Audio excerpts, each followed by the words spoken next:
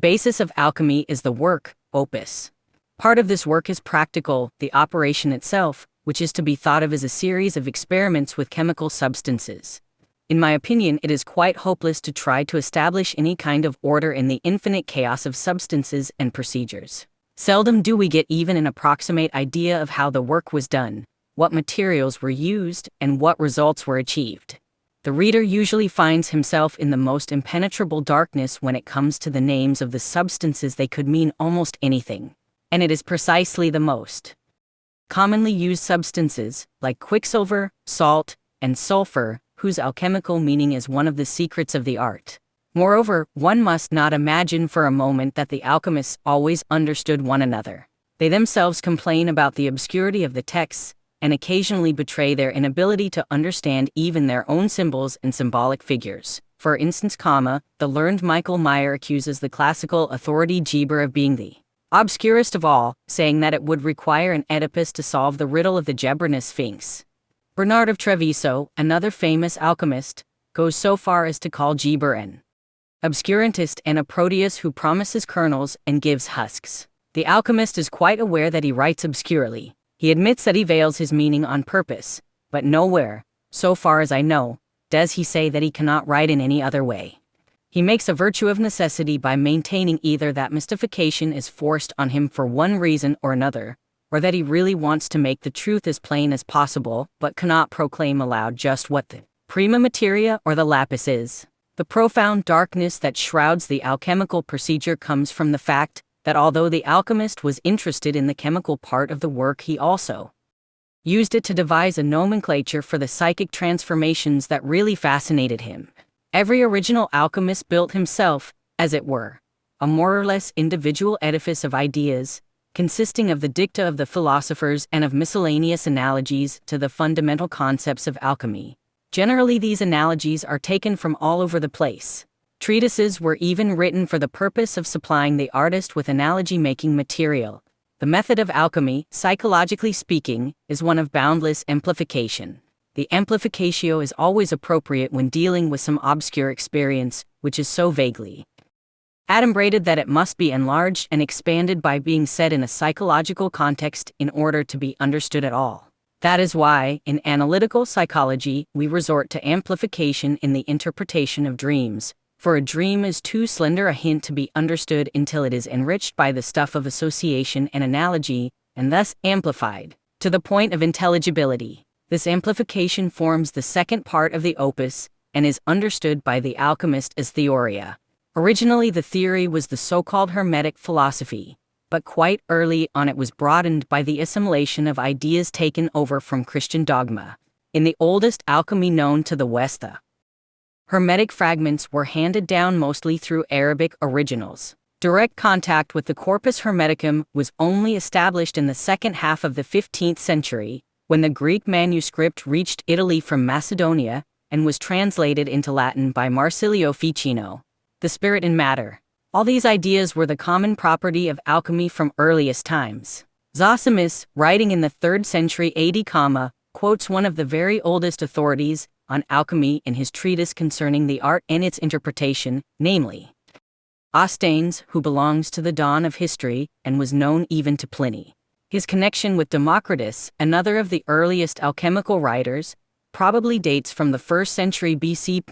17 This Ostanes is reported to have said, "Go to the waters of the Nile, and there you will find a stone that has a spirit. Take this, divide it, thrust in your hand, and draw out its heart, for its soul is in its heart. There," he says, "you will find the stone that has a spirit, which refers to the expulsion of the quicksilver. This crater refers to the divine vessel of which Hermes tells Thoth in the treatise entitled The Creation of the World. God filled this vessel with nous, pneuma, and sent it down to earth as a kind of baptismal font.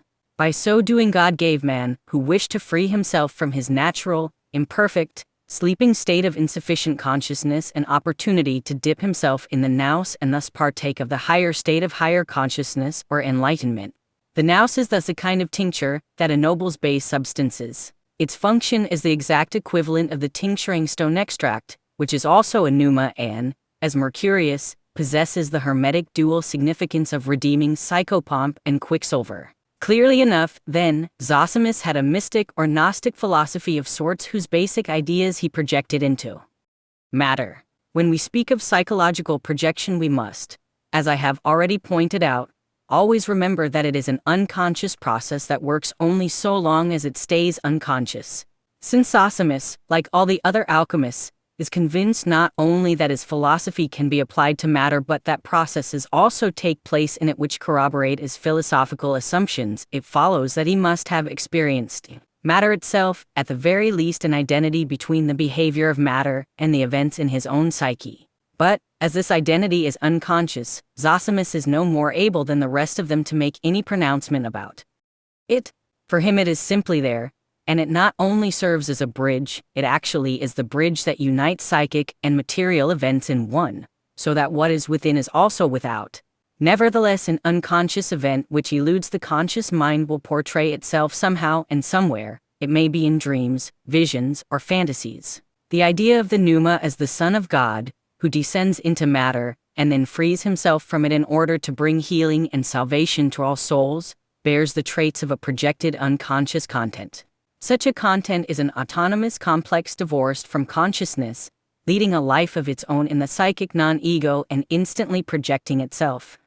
Whenever it is constellated in any way, that is, whenever attracted by something analogous to it in the outside world. The psychic autonomy of the pneuma is attested by the Neopythagoreans. In their view, the soul was swallowed by matter and only mind, nous, was left. But the nous is outside man. It is his demon. One could hardly formulate its autonomy more aptly. Now seems to be identical with the god Anthropos. He appears alongside the demiurge and is the adversary of the planetary spheres. He rends the circle of the spheres and leans down to earth and water, projecting himself into the elements. His shadow falls upon the earth, but his image is reflected in the water. This kindles the love of the elements, and he himself is so charmed with the reflected image of divine beauty that he would fain take up his abode within it. But scarcely has he set foot upon the earth when Physis locks him in a passionate embrace. From this embrace are born the 7 first hermaphroditic beings. The 7 are an obvious allusion to the 7 planets and hence to the metals which in the alchemical view spring from the hermaphrodite Mercurius. Thus the Christian projection acts upon the unknown in man, or upon the unknown man, who becomes the bearer of the terrible and unheard of secret. The pagan projection, on the other hand, goes beyond man and acts upon the unknown in the material world, the unknown substance, which, like the chosen man, is somehow filled with God. And just as in Christianity the Godhead conceals itself in the man of low degree, so in the philosophy it hides in the uncomely stone. In the Christian projection the descensus spiritus sancti stops at the living body of the chosen one, who is at once very man and very God, whereas in alchemy the descent goes right down into the darkness of inanimate matter, whose nether regions, according to the Neopythagoreans, are ruled by evil. Evil and matter together form the dyad, the duality. This is feminine in nature and anima mundi, the feminine physis who longs for the embrace of the one, the monad, the good and perfect. The Justinian gnosis depicts her as Edom, virgin above, serpent below. Vengefully she strives against the pneuma because, in the shape of the demiurge, the second form of God, he faithlessly abandoned her. She is the divine soul imprisoned in the elements, whom it is the task of alchemy to redeem. Now, all these myth pictures represent a drama of the human psyche on the further side of consciousness, showing man as both the one to be redeemed and the redeemer. The first formulation is Christian, the second alchemical. In the first case man attributes the need of redemption to himself and leaves the work of redemption, the actual opus, to the autonomous divine figure. In the latter case man takes upon himself the duty of carrying out the redeeming opus and attributes the state of suffering and consequent need of redemption to the anima mundi imprisoned in matter. In both cases redemption is a work. In Christianity it is the life and death of the God-man which, by a unique sacrifice, bring about the reconciliation of man, who craves redemption and is sunk in materiality, with God.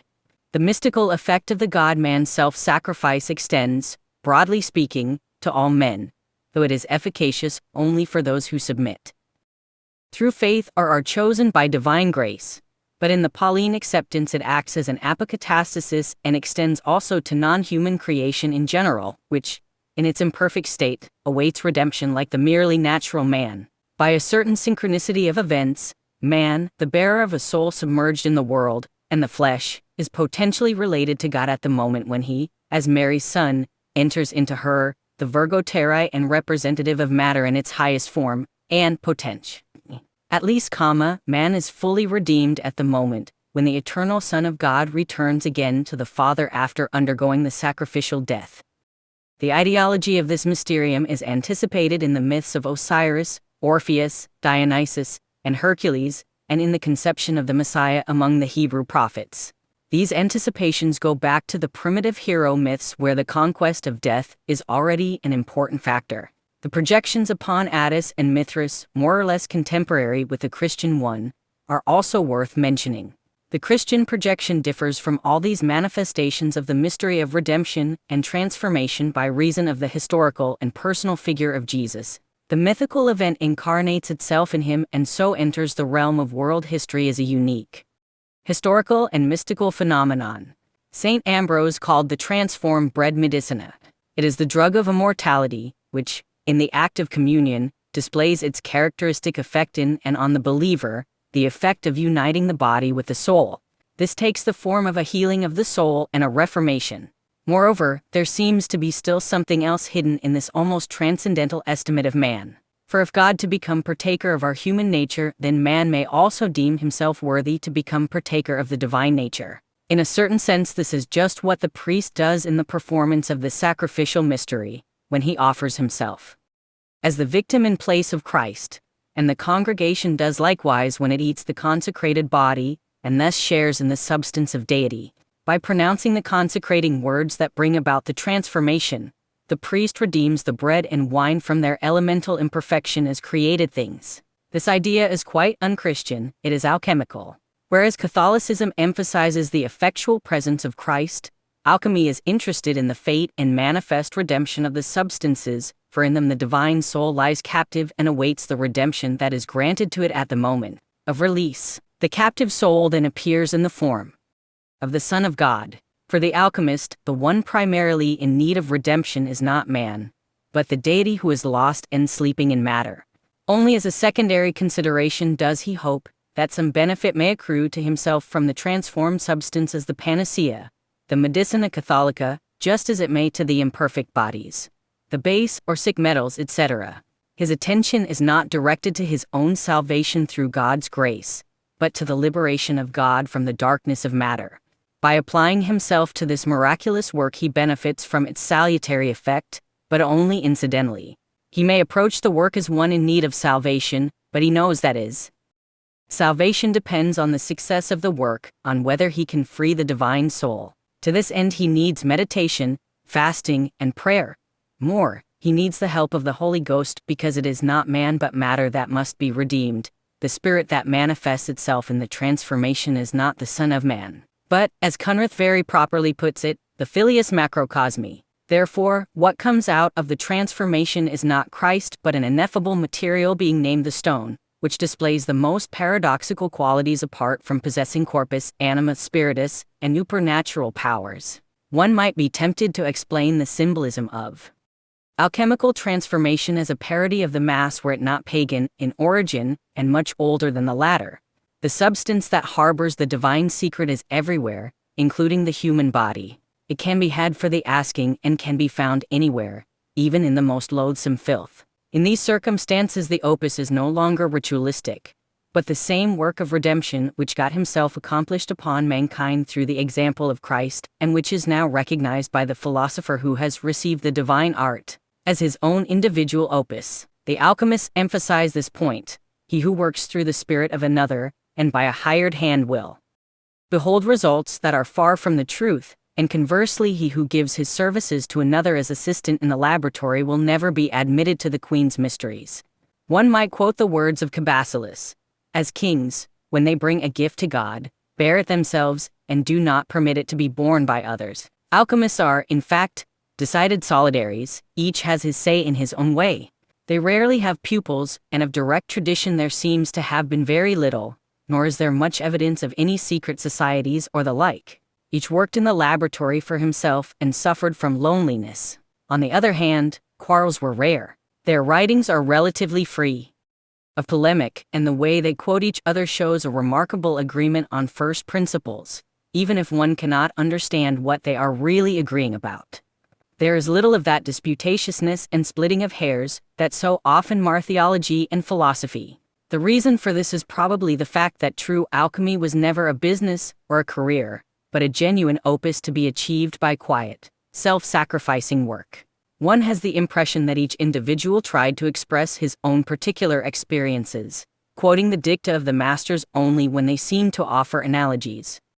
All from the very earliest times are agreed that their art is sacred and divine, and likewise that their work can be completed only with the help of God.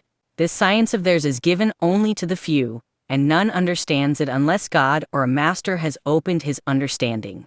The knowledge acquired may not be passed on to others unless they are worthy of it. Since all the essentials are expressed in metaphors, they can be communicated only to the intelligent, who possess the gift of comprehension. The foolish allow themselves to be infatuated by literal interpretations and recipes, and fall into error. When reading the literature, one must not be content with just one book but must possess many books, for one book opens another. Moreover, one must read carefully, paragraph by paragraph. Then one will make discoveries. The terminology is admitted to be quite unreliable. Sometimes the nature of the coveted substance will be revealed in a dream. The prima materia may be found by divine inspiration. The practice of the art is a hard road and the longest road. The art has no enemies except the ignorant. It goes without saying that there are good and bad authors in alchemical literature as elsewhere. There are productions by charlatans, simpletons, and swindlers. Such inferior writings are easily recognized by their endless recipes, their careless and uneducated composition, their studied mystification, their excruciating dullness, and their